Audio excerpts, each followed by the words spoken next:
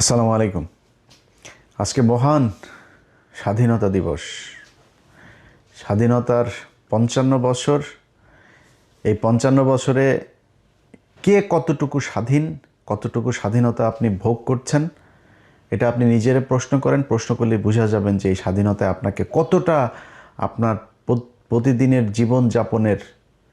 জীবনযাত্রার যে মান সেখানে কতটা উন্নয়ন করতে পেরেছে, এটা নিজেরা জিজ্ঞেস করেন। এর উত্তর দুই ধরনের আসবে। এখানে আবার কিছু মানুষ তো উন্নত হয়েছে, যারা কিনা পাতলা পায়খানা পাছার মধ্যে হালকা একটু লিকুইড বের হইলেই মনে করেন এয়ার অ্যাম্বুলেন্স দাঁড়ানো থাকে, সিঙ্গাপুরে নিয়ে যায়। ওনার কাছে স্বাধীনতার ডেফিনেশন একরকম হবে। ক্যান্সার হওয়ার পরেও যে কিনা ক্যামো দেওয়া খুব জরুরি, সেই ক্যামোর সিরিয়াল পাওয়ার জন্য যে যার কিনা ৩ মাস বসে থাকতে থাকতে মারা যায়, ক্যামো দিতে পারে না, তার কাছে ঢাকা মেডিকেলে যান, আপনি ক্যান্সার হাসপাতালে যান, আপনি সোহরাওয়ার্দীতে যান, মিটফোর্ডে যান, ওইখানে যায় পরিবেশ দেখলেই বুঝবেন যে স্বাধীনতা কাকে বলে। ওই মানুষের কাছে জিজ্ঞেস করেন, ও আপনার বলে দিবে যে স্বাধীনতা কাকে বলে, এই স্বাধীনতায় ওনার জন্য কত উপকার করেছে। আজকে বাংলাদেশের যেটুকু অর্জন শুধুমাত্র একটা জায়গায়, সেটা হচ্ছে প্রবাসীরা দেশের বাইরে থাকে, এরা কিছু ডলার পাঠায়। এই ছাড়া বাংলাদেশের কোনো অর্জন নাই, কোনো জায়গায় কোনো অর্জন নাই। সেই মানুষগুলোরে গিয়ে জিজ্ঞেস করেন তাদেরকেও এই সরকার কতটুকু সুখে রাখতে পেরেছেন। একটা টিকিটের জন্য ঈদে দেশে আসতে পারে নাই। সরকারের তো উচিত প্রতিটা প্রতি 2 ঈদে সবাইকে সমপরিমাণ টিকিটের সমপরিমাণ টাকা দিয়ে দিবে সরকার। আনেন, আপনার দেশে ঈদ করতে মন চায়, ছেলে মেয়েরে পড়ালেখা করেন অস্ট্রেলিয়া, ইংল্যান্ডে, আমেরিকায়, কানাডায়, আর ঈদের সময় তাদের সেই লন্ডন গিয়ে আবার বাজার টাজার মার্কেট টার্কেট করে নতুন মডেলের টাইফোন গোল্ড মোল্ড সব কিনে নিয়ে এসে তারপরে ঈদ করতে মন চায়। আর সৌদি আরবের ওই প্রবাসীর ইন করতে মন চায় না। ওরে যায় জিজ্ঞেস করেন স্বাধীনতার মানে কি, ও বলে দেবে।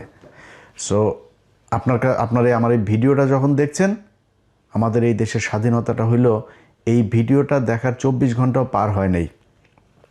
দৌলতদিয়া পাটুরিয়া ঘাটের একটা বাস আস্তে করে ফেরি দিয়ে নেমে পানিতে পড়ে গেল।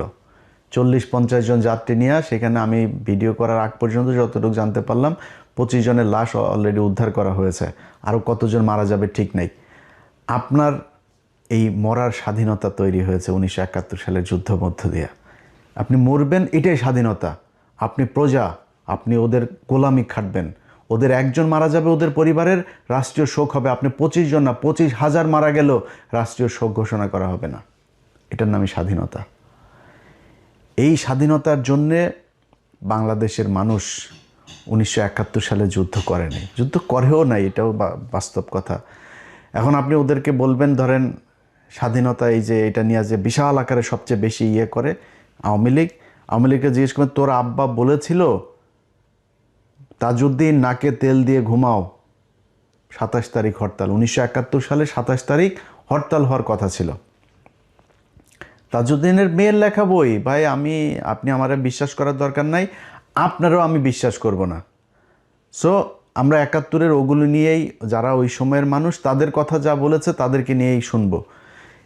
এই শেখ মুজিব সেদিন পাঞ্জাবি ইস্ত্রি করে সুটকেস গুছায় তারপরে পাকিস্তানিদের সাথে চলে গিয়েছিল। এই মুক্তিযুদ্ধের ইতিহাস নিয়ে শেখ মুজিবকে বানানো হয়েছে জাতির পিতা, আর জিয়াউর রহমানকে বানানো হয়েছে স্বাধীনতার ঘোষক। জিয়াউর রহমান স্বাধীনতার ঘোষক ছিল, এটা সত্যি কথা, কিন্তু এইটারও আবার আওয়ামী লীগ মিথ্যা বানিয়েছে। অতএব এই ইতিহাসের কোনোটাই সত্যি না। সত্যি যে ইতিহাস, সেটা যদি নাকি করতে চাইতো তাহলে 55 বছরে করা সম্ভব ছিল। প্রতি বছর একটা মন্ত্রণালয় করা হয়, বালযুদ্ধ মন্ত্রণালয়। এই বালযুদ্ধ মন্ত্রণালয়টাকে আপনার একজন মন্ত্রী দেয়, প্রতিমন্ত্রী, উপমন্ত্রী, সচিব, উপসচিব, যুগ্ম সচিব, সচিব দিয়া বিশাল একটা অফিস নিয়ে সচিবালয় তারা দখল করে আছে। সেই মুক্তিযোদ্ধা মন্ত্রণালয় 55 বছরে আজ পর্যন্ত আমাদেরকে বলতে পারে নাই কতজন মানুষ মারা গিয়েছিল, কতজন মুক্তিযোদ্ধা, কারা আসল মুক্তিযোদ্ধা, কারা আসল রাজাকার, কিচ্ছু না। এটা একটা ব্যবসা। এই ব্যবসা করে বিএনপি আসলে বিএনপি খায়, আওয়ামী লীগ আসলে সবচাইতে ব্যবসা করে খায়। এই ব্যবসা করার জন্যই এই মুক্তিযোদ্ধাটাকে আমাদের সামনে এইভাবে দাঁড় করায় রাখা হয়েছে। আর পাকিস্তানের সাথে আমাদের সম্পর্কটা সারা জীবন যেন খুব খারাপ থাকে এই ধরনের। এই জন্য গাঁজাখুরি এক গল্প, 2 লাখ আপনার এই মহিলাদেরকে করা হয়েছে, রেপ করা হয়েছে। ওরে বাবা রে বাবা, পাকিস্তানিরা তোমাদেরকে চোদে না, সরি লাগায় না তোমাদেরকে। তো ওইখানে আরেক হলো কি 30 লাখ মানুষকে হত্যা করেছে। এই 2 বাল দিয়া মানুষকে বিশাল আকারে একটা ইয়ের মধ্যে ফেলে রেখেছে। এটার কারণ কি? এটার কারণ হলো বাংলাদেশ যেন সারা জীবন ইন্ডিয়ার পায়ের তলে থাকে, কোনোদিন পাকিস্তানের সাথে ভালো সম্পর্ক না হয়, ইন্ডিয়ার ওই পাশে যেন না যাইতে পারে কোনোদিন। যাই করবে, আপনার পররাষ্ট্রনীতি, আপনার অর্থনীতি, আপনার সংস্কৃতি যা যা আছে সব কিছু কন্ট্রোল করবে ইন্ডিয়া। এই জন্যই আমাদেরকে এইভাবে ধরে রাখা হচ্ছে। ভাই 1947 সালে 2 পাকিস্তানের 1000 মাইল দূরে যখন ভাগ করে দিয়ে গিয়েছে না ব্রিটিশরা ওই সময় 2 পাকিস্তানের আলাদা করে দিয়ে গেছে। পৃথিবীতে এমন কোনো দেশ নাই যে 2টা দেশ এরকম ভৌগোলিক ইয়ের মধ্যে না থেকে আলাদা থেকে কোথাও আছে। পৃথিবীতে কোনো দেশে কোনো জায়গায় আছে আপনি বলেন আলাদা একসাথে? কেউ নাই। তো বাংলাদেশ আর পাকিস্তান কেমনে থাকবে? টুডে টুমোরো তারা আলাদা হইতই, এটা একদম বাস্তবতা। এর বাইরে আমরা কখনোই যাইতে পারতাম না। এক সময় না এক সময় বাংলাদেশ স্বাধীন হয়ে গিয়েছে 1968 সালে, যখন শেখ মুজিব জায়া রয়ের সাথে আগরতলায় গিয়ে বৈঠক করেছে। পাকিস্তানিরা দয়া করে ওরে মাফ করে দিয়ে, ওরে তো ওই সময় ঝুলাই দেওয়া দরকার ছিল, ওরে মাফ করে দিয়ে তারপরেও চেয়েছে একসাথে থাকতে। তারপরেও কন্টিনিউয়াসলি এই পাকিস্তানিদের সাথে যুদ্ধ, পাকিস্তানিদের লোকজনকে মারা, পাকিস্তানি মহিলাদেরকে রেপ করা। শেখ মুজিব আরে বেটা ইতিহাস পড়তে হইলে মানে নিয়ে তর্ক করতে হইলে কারোর সাথে তর্ক করবি কোনো বিষয় নিয়ে, ন্যূনতম জানবি তো। আমার যদি এখন মেডিকেল টার্ম নিয়ে কথা বলতে পারি, আমি তো টার্মের কোনো কিছুই জানি না। এখন তুই যদি ইতিহাস নিয়ে কথা বলতে চাস, মিনিমাম তোর আব্বা যে বই লিখে গিয়েছে তোরা দাবি করিস, এটার নাম কি? অসমাপ্ত আত্মজীবনী। তোর বাপের অসমাপ্ত আত্মজীবনীর মধ্যে দেখবি এই আদমজি জুট মিলের যে মাঠ, এই কলোনির মাঠের এখানে একটা পুকুর আছে, সেই পুকুরের মধ্যে শেখ মুজিব বলছে কমপক্ষে 500 পাকিস্তানিদের লাশ এখানে হয়ে আছে, কমপক্ষে 500 এই পানির মধ্যে ভেসে আছে। এইভাবে পাকিস্তানিদের সাথে তিলে তিলে তিলে তিলে বাংলাদেশিদের করা হয়েছে। পাকিস্তানিরা আমাদের কিচ্ছু দেয় নাই, পাকিস্তানিরা আমাদেরকে সব জায়গায় শোষণ করে রেখেছে, পাকিস্তানিদের সাথে পাকিস্তানিরা আমাদেরকে দিয়ে কাজ করিয়ে সব নিয়ে গিয়েছে, এখানে কিচ্ছু করে নাই। বেটা পাকিস্তান গিয়েছে আজকে 55 বছর। এই 55 বছরে পাকিস্তান আদমজি জুট মিল দিয়ে গিয়েছে, আদমজি জুট মিল বন্ধ হয়েছে। নিউজ প্রিন্ট কাগজ মিল দিয়ে গিয়েছে, নিউজ প্রিন্ট কাগজ মিল বন্ধ হয়েছে। এই যে বিশ্ববিদ্যালয়গুলো, ঢাকা বিশ্ববিদ্যালয়ের বেশিরভাগ ফ্যাকাল্টিগুলো, ডিপার্টমেন্টগুলো পাকিস্তান করে দিয়ে গিয়েছে, বেশিরভাগ বিভাগ। রাজশাহী বিশ্ববিদ্যালয় পাকিস্তানের করা, রংপুর মেডিকেল এবং রংপুর বিশ্ববিদ্যালয়, সিলেট ওসমানী মেডিকেল পাকিস্তানের করা, ময়মনসিংহ মেডিকেল পাকিস্তানের করা, চিটাং মেডিকেল পাকিস্তানের করা, এই যে কমলাপুরটা পাকিস্তানের করা, এই যে সংসদ ভবনটা পাকিস্তানের করা। স্বাধীনতার অর্জনের মাত্র 2 বছর আগেও যখন খুব তিক্ত সম্পর্ক, তখনও পাকিস্তানিরা এখানে জাহাঙ্গীরনগর বিশ্ববিদ্যালয়টা করে গিয়েছে 1969 সালে। গুগলে সার্চ দিয়ে দেখ এই জাহাঙ্গীরনগর বিশ্ববিদ্যালয় কবে প্রতিষ্ঠিত হয়েছে। সবগুলো বিশ্ববিদ্যালয় দিয়ে সার্চ দিয়ে দেখবি যে যেই 23 বছরের বঞ্চনা গাঞ্ছনার ইতিহাস এগুলি শোনায় এই বালের কথা, এই পাকিস্তানিরা এই 23 বছরে এই জিনিসগুলো করে দিয়ে গিয়েছে। যদি না হইতো বালটাও হইতো না। 1974 সালে খালি এই চারুকলাটা হয়েছে, এর বাইরে আজ পর্যন্ত না হয়েছে কোনো নতুন বিশ্ববিদ্যালয়, না হয়েছে ফ্যাকাল্টি। এইটার নামই বাংলাদেশের স্বাধীনতা। এই বালের গান শোনায় ভাই আপনি বলবেন যে হ্যাঁ ওরা আমাদের শোষণ করার জন্য এখানে, এই জাহাঙ্গীরনগর বিশ্ববিদ্যালয় এখানে করেছে পাকিস্তানের লোক এসে পড়ার জন্য, তোর লোকেরা শিক্ষিত করার জন্য এগুলো বানিয়েছে, তারা করেছে এগুলো। এই যে পিজি হাসপাতালটা, এই পিজি হাসপাতাল, ঢাকা মেডিকেল হাসপাতাল লেক, ওইখানে দেখবি যে পাকিস্তানি ডাক্তারদের কি অবদান, কি করে গিয়েছে তারা এই হসপিটাল। এটা তো 500 বেডের ছিল এক সময়, পরে 1800 বেড। এগুলো কারা করেছে? এই পিজি হাসপাতালের বঙ্গবন্ধু বিশ্ববিদ্যালয় কারা করেছে? পাকিস্তানিরা করেছে। আজকে তাদের সাথে আমাদের বিশাল খারাপ সম্পর্ক। ভাই কোনো সমস্যা নেই, আমি এগুলো বলার মানে এটা না যে আমরা আবার পাকিস্তানিদের সাথে আলাদা হইতে, বা আলাদা হওয়ার দরকার নাই। আমেরিকার সাথে জাপানের আজকে মধুর সম্পর্ক, দক্ষিণ কোরিয়ার মধুর সম্পর্ক, ভিয়েতনামের মধুর সম্পর্ক। ভাই তাদের সাথে যুদ্ধ হয় নাই। আজকে আফগানিস্তানের সাথে রাশিয়ার সম্পর্ক ভালো, একসময় এরা যুদ্ধ করে স্বাধীন হয়েছে ওদের কাছ থেকে, আমেরিকায় আফগানিস্তানকে সাহায্য করেছে। এটাই কৌশল। যার যখন যাকে দরকার হবে, এই ইরানের সাথে রাশিয়ার সম্পর্ক খারাপ ছিল না, তারা আজকে রাশিয়ার কাছ থেকে সব সুযোগ সুবিধা নিচ্ছে না। আমাদের এই সুযোগ সুবিধা যেন আমরা নিতে না পারি, ভারতকে যাতে আমরা ওভারটেক করে কোথাও যাইতে না পারি, এই জন্য এই ধরনের এই গাঁজাখুরি গল্প সব জিয়ে রাখা হয়েছে, যেন পাকিস্তানিদের সাথে আমরা কোনোভাবে কোনো সুযোগ সুবিধা, কোনো চুক্তি, কোনো কিছু করতে না পারি। ভাই, পাকিস্তান আলাদা, আমরা আলাদা। আমি আমার কাজে পাকিস্তানকে কাজে লাগাবো, পাকিস্তান পাকিস্তানের কাজে আমাকে কাজে লাগাবে। এইভাবেই চলতে হবে। এখন যদি নাকি আপনি বলেন যে ভারতের সাথে আমাদের যে সম্পর্ক, ভারত হলো আমার ভাই, ভারত কয়দিন আগে আমাদের তেল দিয়েছে, তেল নাকি কার বলতে গেলে আবার মুখ খারাপ হয়ে যায়, বুঝছেন, আমি কন্ট্রোল করতে পারি না। ওদের কার নাকি কোন দিক দিয়ে নাকি তেল দিয়েছে। আরে ভারত এখন তেল না, ভারত এখন আরও অনেক কিছু দিতে পারে, কারণ ভারতের এখন চিপার মধ্যে আছে, যেই কারণে ভারত এখন আমাদেরকে কোনো না কোনোভাবে একটা করতে হবে। কিন্তু ভারতের আসল চেহারা কি সেটা বুঝবি, সেটা বুঝতে হলে চল একজন একটু বক্তব্য শুনি তোদের ভারতের আব্বার। ভারত আর হাত গুটিয়ে বসে থাকতে রাজি নয়। তারেক রহমানের দেশে ফেরা এবং প্রধানমন্ত্রী হওয়ার নেপথ্যে ভারতের একটি বড় পরিকল্পনা ছিল, আগেই বলেছি। কথা ছিল আওয়ামী লীগের বিরুদ্ধে কোনো প্রতিশোধমূলক রাজনীতি হবে না এবং উগ্র মৌলবাদী শক্তি, বিশেষ করে জামাতের প্রভাব নিয়ন্ত্রণ করা হবে। কিন্তু প্রধানমন্ত্রী হওয়ার পর থেকেই তারেক রহমানের ভোল বদল শুরু হয়েছে।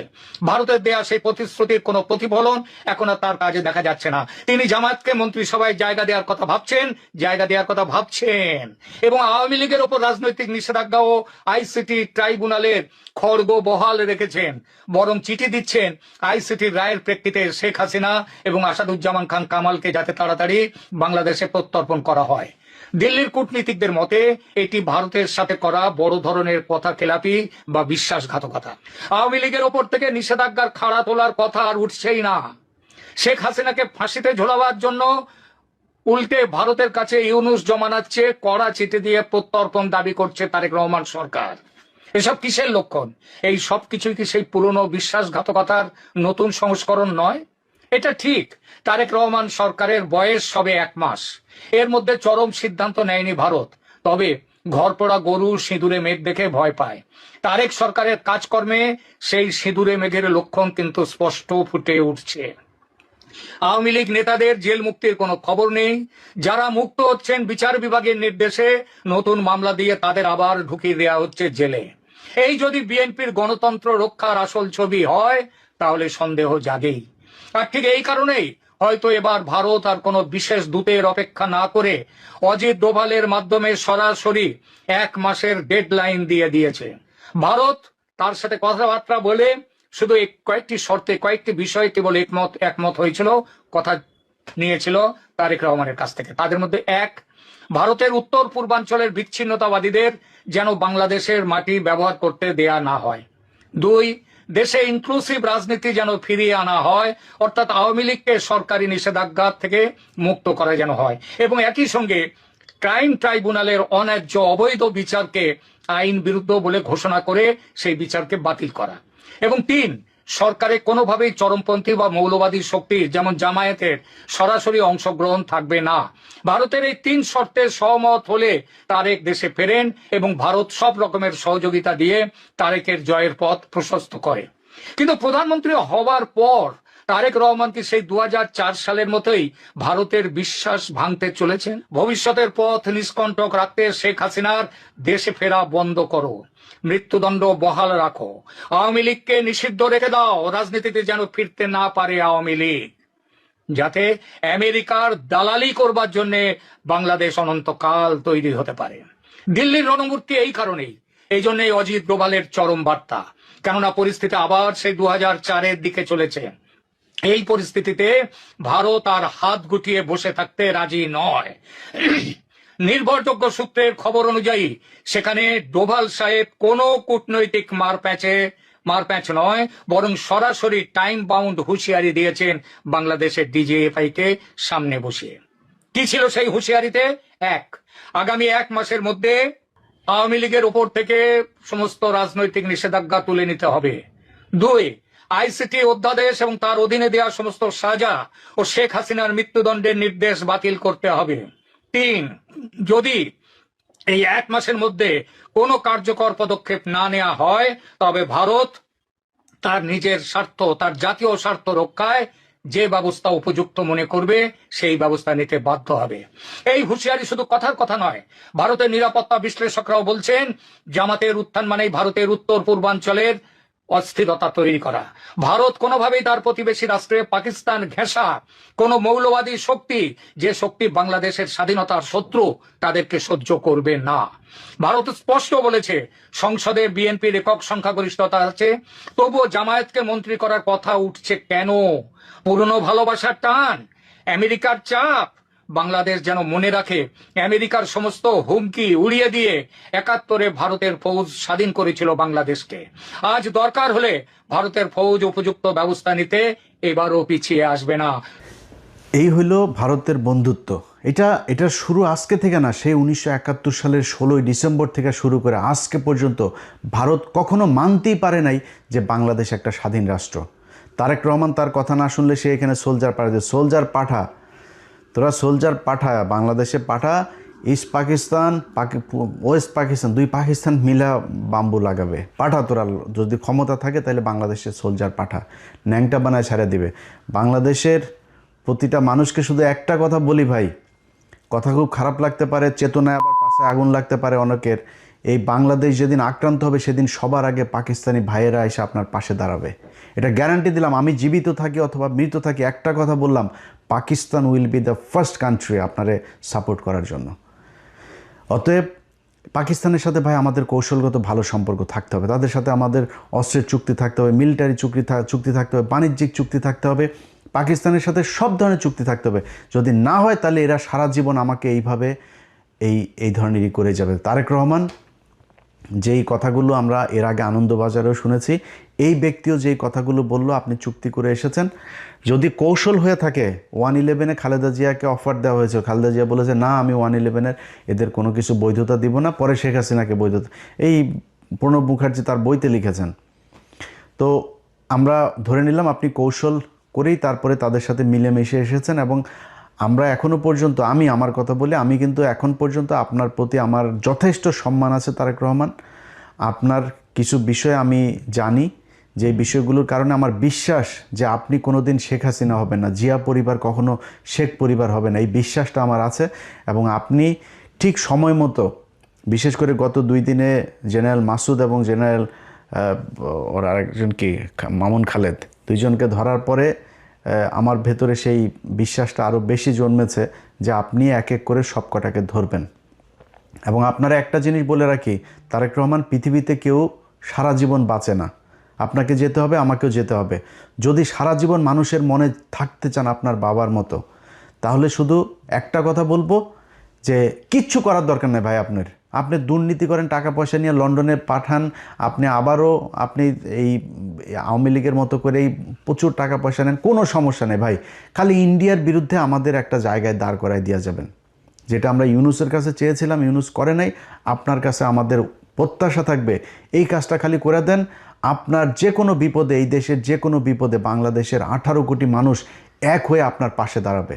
ভারতে আসতে দেন, দেখি ওরা আমাদেরকে কি করে নিয়ে যায়। খালি আমাদের কিচ্ছু লাগবে না ভাই, আমাদের খালি এই আপনার এই আকাশ নিরাপত্তা ব্যবস্থাটা আমাদের করেন, যাতে আমরা আমাদের ইন্টারসেপশনের এই কাজগুলো যাতে আমরা খুব ভালোভাবে করতে পারি। ওদের আকাশ দিয়ে যদি ওরা আমাদের কিছু করতে না পারে, ওরা মাটিতে নামে আমাদের কিছু করতে পারবে না। সারা জীবন যুদ্ধ করলেও ইন্ডিয়ানরা আমাদের সাথে যুদ্ধ করে পারবে না, এই সাহস ওদের নাই।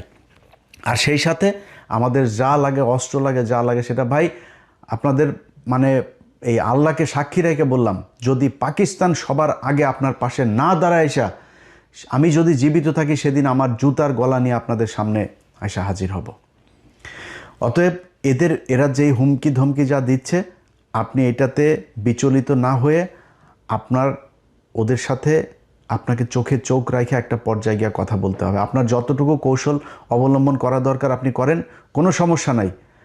আপনাদের সামনে ভিডিওতে আজকে আমি কথা দিলাম যে বাংলাদেশ যদি ভারতের সাথে যুদ্ধ হয় এবং এই বর্তমান সরকার যদি বাংলাদেশের মানুষের পক্ষে থাকে, আমি যদি নাকি ওই দিন ফ্লাই করে বাংলাদেশে না যাই, তাহলে আমার সারা জীবন আপনি যা মনে চায়, ভীতু, কাপুরুষ, খারাপ, বজ্জাত, মানে বেঈমান, মুনাফেক, যা মনে চায় বলেন, সেদিন যদি আমি দেশে না যাই। কিন্তু ওই সরকারকে, আমার দেশের ওই সময়ের সরকারকে ইন্ডিয়ার বিরুদ্ধে যুদ্ধে অংশ নিতে হবে।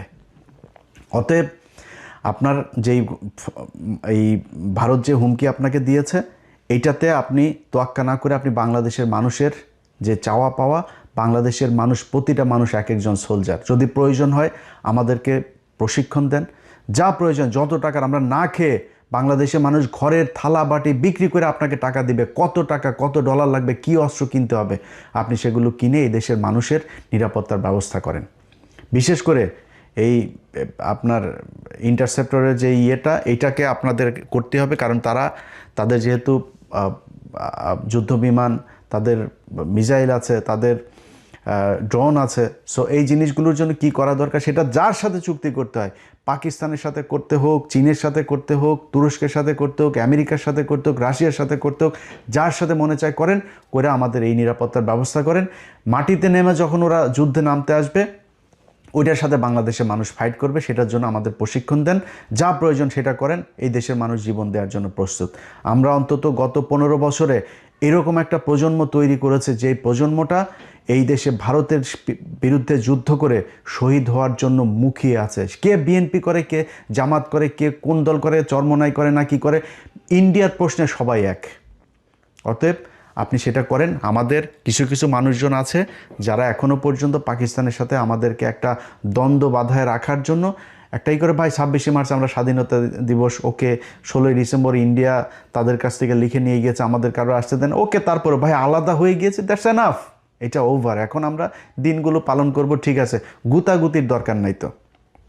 পাকিস্তানের গুতায় কি পাকিস্তানের কাছ থেকে আপনি টাকা নিতে পারবেন? পাকিস্তান আপনার এখানে না আসলে পাকিস্তানের কী হবে? পাকিস্তানের ল্যান্ডের অভাব আছে?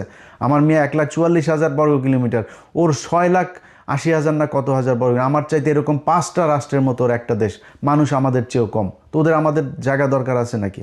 আমার এখানে আছে কি? আছে কিছু বাংলাদেশে। এখন ওরা আমাদেরকে, এই কিছু মানুষজন আছে যেগুলো এই দ্বন্দ্ব বাধায় রাখার জন্য ইচ্ছাকৃতভাবে, দেখেন সবশেষ খেলাটার কথা বলে আপনাদের শেষ করি। সবশেষ খেলার ক্রিকেট খেলাটায় বাংলাদেশ 3টা ম্যাচ খেললো। 3টা ম্যাচের মধ্যে প্রথম ম্যাচে আপনার মেহেদী হাসান মিরাজ, সালমান আগা তাকে আউট করলো। দেখেন এই পাকিস্তান মাত্র কয়দিন আগে ভারতের সাথে যখন বাংলাদেশ খেলতে যাবে না ভারতে, একমাত্র পাকিস্তান এসে আমাদের পাশে দাঁড়াইলো, আর কেউ দাঁড়ায় নাই। অনেকে বলে হ্যাঁ পাকিস্তান তো পরে খেললোই, পাকিস্তান বলে লাভ হইলো কি, শুধুই ফাঁকা আওয়াজ দিল। আরে বেটা, ফাঁকা আওয়াজ তোর কোনো বাপ দিয়েছে? পাকিস্তান দিয়েছে। ওইটা দেওয়াতে লাভ হয়েছে না লোকসান হয়েছে সেটা বিসিবির এই যায় জিজ্ঞেস কর, তারপরে জানতে পারবি। পাকিস্তান তো দাঁড়াইছে ভাই, আমার পক্ষে কথা তো বলছে তারা। এর পরপর তারা সিরিজ খেলতে আসলো আমাদের এখানে, তো তারা তো বন্ধুর মন নিয়ে আসছে ভাই। বাংলাদেশের একটা মানুষ যদি ওইখানে পাকিস্তানে যায় না, দেখেন পাকিস্তানের মানুষ ওরে মনে হয় হারানো ভাই খুঁজে পাইছে। খাবারের বিল নেয় না, গাড়ির ভাড়া নেয় না, জোর করে বাড়িতে ঢুকায় নিয়ে যায়, নাস্তা খাওয়ায়, থাকতে জায়গা দেয়, এরকম অবস্থা। সেই দেশের একটা মানুষ, সে ব্যাটসম্যান যখন সালমান আগাও ব্যাটটা নিয়ে ও দৌড় দিয়েছিল বল আনার জন্য, বাট পরে রান নেয় নাই। সে ক্রিজের ঠিক পাশে, এরকম না যে সে ক্রিজের মাঝখান থেকে বলটা ধরেছে, ক্রিজের পাশে ব্যাটটা ফেললেই সে ক্রিজের ভেতরে, সে ব্যাট না ফেলা সে ওই বলটারে আটকাইছে, বলটা উঠায় সে মিরাজের হাতে দিতে গিয়েছে। ও মা, সে বলটা করলো কি, স্টাম্পে মাইরা মিরাজ এসে তাড়াতাড়ি করে চোরের মতো, একটা চোরের বাচ্চা, ফকিন্নির বাচ্চা এসে বলটা ভেঙে দিল। এরপরে আবার লাস্টের ম্যাচে আপনার করলো, এই যে ওর নাম কি, নাহিদ রানা, ওর মুখের অঙ্গভঙ্গি দেখে আমার মনে হয়েছে যে একটা গালি দিয়েছে, একটা বাজে গালি দিয়েছে। আমি ওর মুখের যে মুভমেন্টটা দেখেছি ওটাতে আমার মনে হচ্ছে একটা বাজে গালিটা দিলাম না এখানে, তো এই গালিটা সে দিয়েছে বিশাল, আরে বাবা বিরাট আকারে উত্তেজনা, মনে হয় ভারত পাকিস্তান খেলা হচ্ছে। আরে বেটা, তোর তো বোঝা উচিত, এই যে এখন গেছিস পিএসএল খেলতে, তোর বাপরাই তো নিল, তোর বাপের দেশেই তো গেলি পিএসএল এ, তোর বাপেরা তোদের দেশ থেকে, বাংলাদেশ থেকে 6টা প্লেয়ার নিয়েছে। আর আইপিএলে নিয়ে যাইতো সাকিব আল হাসান, পৃথিবীর শ্রেষ্ঠ একজন অলরাউন্ডার, সবচাইতে ধারাবাহিক একজন প্লেয়ার, ফর্মে থাকা প্লেয়ার, তারে নিয়ে সাইডলাইনের বাইরে দাঁড় করে রাখতো, পানি নেওয়াইতো তারে দিয়া। অপমান খালি নিত কেন? বাংলাদেশের দর্শকগুলোর নেওয়ার স্পন্সর আছে না, ওদের তো প্রোডাক্ট বিক্রি করতে হবে, বাংলাদেশের মানুষ দর্শক তো থাকবে না একজন না থাকলে, নিয়ে বসায় রাখতো। এটা করতো ইন্ডিয়া। আরে ভাই, ইন্ডিয়া আজকে সেই শুরু থেকে এখন পর্যন্ত সারা জীবন এই যে টেস্ট স্ট্যাটাস, সবার পরে তারা আমাদেরকে দিয়েছে এই যে টেস্ট স্ট্যাটাস খেলা, মানে না বাংলাদেশের থাকা উচিত না। এই যে এই সেবাগ, বীরেন্দ্র সেবাগ, এই শালা বলছিল যে বাংলাদেশের টেস্ট স্ট্যাটাস থাকার উচিত না। এরা ইন্ডিয়া খালি খেলা না, বাংলাদেশের প্রতিটা জায়গায় প্রতিটা সেক্টরে তারা সারা জীবন, এই যে কয়দিন আগে আপনার এই যে বাংলাদেশ থেকে আপনি দেখছেন না যে বাংলাদেশের মানুষজনরা এখন আর আসতে দিবে না, কারণ বাংলাদেশের মানুষ এখানে ওই আপনার ইয়েগুলো, এখানকার সরকারি যে সুবিধাগুলো আছে এই সুবিধাগুলো বেশি উপভোগে। যেমন ধরেন কারো মা অসুস্থ, বাবা অসুস্থ, তার ট্রিটমেন্টের জন্য এখানে আপনি ঘরে রাখলেও আপনারে কিছু টাকা দেয়। আপনার অনেক এরকম বাচ্চাদের জন্য চাইল্ড সাপোর্ট দেয়, অনেক ধরনের এই প্রণোদনা আছে, এগুলো দেয়। তো এগুলো এই ইন্ডিয়ানরা, তারা ইন্ডিয়ানদের কারো দেন, ওরা কিন্তু আমাদের চেয়ে বেশি খায়, অথচ ইন্ডিয়ানগুলো দেয় নাই, বাংলাদেশেরগুলো সবগুলো দিয়েছে যে বাংলাদেশ নাকি 54% নাকি এশিয়ার নাকি আমরা নাকি খাই, তারপরে এটা দিয়ে এখন বাংলাদেশিদের ভিসা দেওয়া বন্ধ। ভাই প্রতিটা জায়গায় আপনি 1971 সালের মুক্তিযুদ্ধের পর এটা নিয়ে কোনো বিতর্ক নাই, প্রতিটা মুক্তিযুদ্ধের কাছে জিজ্ঞেস করবেন যে ইন্ডিয়ানরা আমাদের এখান থেকে কি পরিমাণে, পাকিস্তানের 92,000 এই সোলজার তারা আপনার অস্ত্র রেখে আসলো, আমাদের এই যে মিল কল কারখানা মানে পাকিস্তান যা করে দিয়ে এসেছিল, এগুলির থেকে দামি দামি যন্ত্রপাতি সব ইতিহাসের সব জায়গায় এগুলোর আপনার উল্লেখ করা আছে। তারা নিয়ে গিয়েছে, আমাদের দেশের টাকা পয়সা লুটপাট। ইয়ের পরে 400 কোটি টাকা এসেছিলো আমাদের অনুদান বিদেশ থেকে, সেই 400 কোটি তখন আমাদের তো টাকশাল সব নাই, তারা আমাদের সেটা করলো, সেই টাকাটাতে তারা 400 কোটিরে 800 কোটি ছাপাইলো। 800 কোটি ছাপায় কী করলো তারা, তাদের ওই টাকাগুলো দিয়ে আমাদের দেশে চাল ডাল সব কিনে নিয়ে গেল। পর্যাপ্ত ছিল আপনার বিভিন্ন দেশ থেকে আসা আপনার সাহায্য সহযোগিতা ছিল, এগুলো সব নিয়ে যায় তারা আমাদের দেশে ইনফ্লেশন করে দিল, মানুষ না খেয়ে 74-এ মারা গেল। আর ভাই মানুষ মারা গেলে মারা যাবে 72-এ 73-এ, 74-এ গিয়ে মরল কেন? এই ভারতীয়দের কারণে। ভাই আপনারে আমি যদি এখন 55 বছরে এই ইতিহাস এত ড্যামেজ হয়েছে যে আপনাকে এখন আমি বুঝাইতে গেলে আপনার অনেক কিছু মনে হবে যে এই লোক আসলে মানে মুক্তিযুদ্ধ নিয়ে এত কথা বলে, ভারতের বিরুদ্ধে এত ক্ষোভ তার। ভাই আমার কথা বিশ্বাস করার দরকার নেই আপনার, আল্লাহর ওয়াস্তে। যেই মানুষগুলো সেক্টর কমান্ডার ছিল, মুক্তিযুদ্ধের সর্বাধিনায়ক আছে না জেনারেল ওসমানী, সেই জেনারেল ওসমানী শেখ মুজিবের এখান থেকে পদত্যাগ করেছিল, জানেন এটা? শেখ মুজিব মন্ত্রণালয়ে থাকতে দেয় নাই। এই যে তাজউদ্দিন আহমেদ, তার অবর্তমানে সে প্রধানমন্ত্রী ছিল না, এই তাজউদ্দিন আহমেদরে শেখ মুজিব বহিষ্কার করেছে, বাধ্য হয়েছে তারা করতে। শেখ মুজিব এই তাজউদ্দিনের মেয়ের বইতে লিখেন, একদম হুবহু সেদিনের ঘটনাটা বর্ণনা করেছে যে আব্বু সেদিন এই বাড়িতে এসে তারপর বলেছিল এর চেয়ে পাকিস্তান আমলি তো ভালো ছিল। কোনো কারণে একটা কোনো ভালো মানুষরে ওই দিন এই শেখ মুজিব তার এই জায়গাতে সে থাকতে দেয়নি। সো এখন আপনি তাদের কাছ থেকে ইতিহাস শেখেন, দেখবেন ইতিহাসের সব কিছু জানেন। আমার কাছ থেকে কারোর কথা বিশ্বাস করবেন না, আপনার নেতারাও বিশ্বাস করবেন না, আমারও করবেন না কারোর কথা। আবার এখন যে গজিয়ে ওঠা যেসব মুক্তিযোদ্ধা আছে এগুলোরও বিশ্বাস করবেন না, এগুলো সব ভুয়া মুক্তিযোদ্ধার ওই সার্টিফিকেট নিয়ে সব এখন আসল মুক্তিযোদ্ধা কেউ সামনে আসে না। এরা এই তেলও মারে না, এরা এই ধান্দা এই খাইতেও আসে না, অনেকে আছে এই ভাতাও নেয় না। এরকম বহু আমার নিজের পরিবারে আছে, আমার আপন খালু, আমার খালার ছোট খালার হাজব্যান্ড, আপন খালু মুক্তিযোদ্ধা। এইসব ইতিহাস এগুলো তার কাছ থেকে বহুত শুনছি ভাই। আপনার সেক্টর কমান্ডার আছে না, সেক্টর কমান্ডার সবচাইতে বড় সেক্টর 9 নম্বর সেক্টর খুলনা অঞ্চলের, এই 9 নম্বর সেক্টরের সেক্টর কমান্ডার আপনার মেজর জলিল। জানেন মেজর জলিল কোথায় মারা গেছিল? এটা জানেন কেউ? মেজর জলিল এই করাচিতে গিয়ে মারা গেছিল। দেখেন ওনার দেখেন, ওনার গুগলে যান, ওনার দেন, করাচিতে গিয়ে মারা গেছিল। এই বাংলাদেশের প্রতি ঘৃণা, ইন্ডিয়ার প্রতি ঘৃণায় সেই দেশটায় থাকতে পারে নাই, সেই জীবনটা সেইখানে মারা গিয়েছে। একজন সেক্টর কমান্ডার।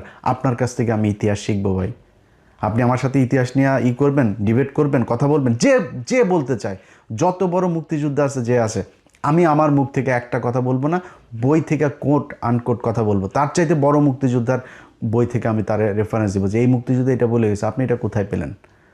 আমার মুখ থেকে একটা কথা বলবো না, কে আছেন বলেন, আমি তার সাথে বসবো। অতএব এই মুক্তিযুদ্ধ নিয়ে ভাই আমাদের দেশের যে 2 লাখ মা বোনকে পাকিস্তানিরা লাগাইছে, বাল ফলাইছে, 30 লক্ষ মানুষকে পাকিস্তানিরা মেরে থুয়ে গিয়েছে। ভাই এই ভগাস কথাবার্তা 55 বছর হয়েছে মুক্তিযুদ্ধ মন্ত্রণালয়ের, বলেন না কেন ঠিক করতে, জীবনও করবে না, কারণ সব মিথ্যা কথা। পাকিস্তানিরা কাউকে রেপ করে নাই, পাকিস্তানিরা কোনো মুসলমানকে হত্যা করে নাই। এই যে কয়দিন আগে এই আমেরিকাতে দেখছেন না 2 কংগ্রেসম্যান সব এই কারণেই। হ্যাঁ, হিন্দুদের সাথে যুদ্ধ হয়েছে, ভারতের সাথে পাকিস্তানের যুদ্ধ হয়েছে, হিন্দুরা তো এই দেশে গণহত্যা চালিয়েছে, গণধর্ষণ চালিয়েছে। তো এখন কি বলবেন এগুলোরও নিয়ে? এই যে 3 লাখ 30 লাখ 2 লাখ এগুলোর করেন না কেন? আমরা তো চাই কারা কারা ধর্ষিত হয়েছে, কাদের কাদের ইয়েতে পাকিস্তানের পয়দা হয়েছে, আমরা এটা দেখতে চাই। দেখান, বলেন। আপনাদের তালিকা নাই কেন? আপনারা এখনও করেন না কেন? যে মারা গিয়েছে তার তো আর মান সম্মান নাই, খুঁজে বার করেন দেখি। মুক্তিযোদ্ধা তো এখনও জীবিত আছে, খোঁজ নেন। নাম বলার দরকার নাই, কোনো নারীর নামও বলার দরকার নেই, এমনিতে আপনি সংখ্যাটা আমাদের জানান দেখি কোথায় কে করছে। এইসব ভগাস কথাবার্তা ভাই। আমার পাকিস্তানের সাথে আমি একও হব না, আবার পাকিস্তানের সাথে আমাদের মানে কোনো কিছু দিয়েও সম্পর্ক করার দরকার নেই। পাকিস্তানে আমার ভাই, আমি পাকিস্তানের ভাই, পাকিস্তান আর আমি। এই ভারত যতবার হুমকি দিবে ততবার পাকিস্তানের সাথে মিলে আমাদেরকে ভারতকে প্রতিহত করতে হবে সব দিক থেকে। ওর 7 সিস্টার থেকে শুরু করে খালিস্তান, ওইদিকে পাঞ্জাব, ওইদিকে কাশ্মীর, সবখানে পাকিস্তান বাংলাদেশ মিলে একসাথে ওদেরকে ধরতে হবে। এইটা যেদিন ঠিক করতে পারবেন, এই বাংলাদেশে কোনো সমস্যা থাকবে না। এই দেশের একটা উৎপাদন করতে, আর মোটরসাইকেল উৎপাদন করতে যাবেন, ভারতের সমস্যা। একটা আপনার ওই আলু আরেক দেশ থেকে আনতে যাবেন, তাদের সমস্যা। আপনি আপনার ওই করিডোর ইউজ করতে চাবেন, ভুটানে নেপালে একটা জিনিস পাঠাইতে, সে দিবে না। আপনার কিন্তু সব কিছু সে ব্যবহার করবে। সো এই বন্ধুত্ব তো আমার দরকার নাই ভাই। বন্ধুত্ব আমার সেই হবে যে আমার বিপদে পাশে থাকবে। সবাই ভালো থাকবেন। আল্লাহ হাফেজ।